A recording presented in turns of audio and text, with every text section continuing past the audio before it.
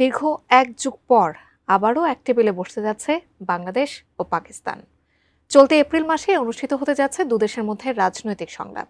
কিন্তু হঠাৎ কেন এই সংলাপ, আর এই সংলাপের গুরুত্বই বা কতটা? বিস্তারিত আরিফ হাসানের প্রতিবেদনে। জুলাই অভ্যুত্থানের মাধ্যমে বাংলাদেশের রাজনীতিতে ঘটে গেছে নাটকীয় পরিবর্তন। শেখ হাসিনা ভারতে আশ্রয় নেওয়ার পর থেকে দেশটির সাথে দূরত্ব বাড়লেও সখ্যতা বেড়েছে পাকিস্তানের সাথে। এবার এক যুগের নীরবতা ভেঙে এক টেবিলে বসতে যাচ্ছে ঢাকা ইসলামাবাদ। 2012 সালের পর এই প্রথম রাজনৈতিক সংলাপে বসতে যাচ্ছে দুই দেশ। সংলাপে উভয় পক্ষের উচ্চ পর্যায়ের কর্মকর্তারা ভবিষ্যতের রাজনৈতিক কৌশল নির্ধারণ ও সম্পর্কের নতুন দিগন্ত উন্মোচনে প্রস্তুতি নিচ্ছেন। বিশ্বমানের থার্মিক্স রড, সালাম স্টিল থার্মিক্স, দেশের একমাত্র থার্মিক্স রড।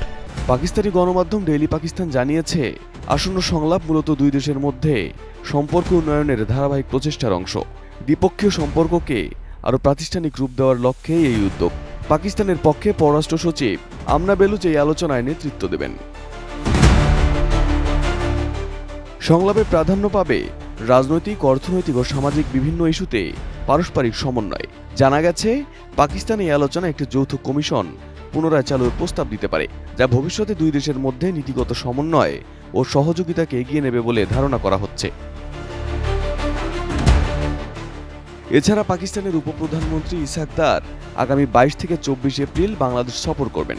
এই সফরকে বাণিজ্য, কূটনীতি এবং আঞ্চলিক সহযোগিতার গুরুত্বপূর্ণ মোড় হিসেবে দেখা হচ্ছে।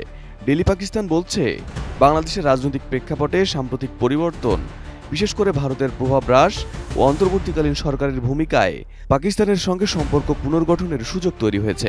একই সঙ্গে চীনের বেল্ট অ্যান্ড রোড ইনিশিয়েটিভে বাংলাদেশের সক্রিয় আগ্রহ ইসলামাবাদ ঢাকার কৌশলগত ঘনিষ্ঠতা বৃদ্ধিতে ভূমিকা রাখছে। এদিকে বাংলাদেশের রাজনৈতিক প্রেক্ষাপট পরিবর্তনের পর থেকেই পাকিস্তানের সাথে ঘনিষ্ঠতা বেড়েছে। উদ্যোগ নেওয়া হয়েছে বাংলাদেশ পাকিস্তান সরাসরি ফ্লাইট চালুর। স্বাধীনতার পর প্রথম সরাসরি বাংলাদেশে ফিরেছে পাকিস্তানের জাহাজ। বেড়েছে দুই দেশের দ্বিপক্ষীয় বাণিজ্য, বেড়েছে দুই দেশের উচ্চ পর্যায়ের বৈঠক এবং চিঠিপত্র আদান প্রদান। ধারণা করা হচ্ছে, এই সংলাপের মাধ্যমে দুই দেশের দ্বিপক্ষীয় সম্পর্ক আরও দৃঢ় হতে যাচ্ছে। Arif Hasan, ATN news.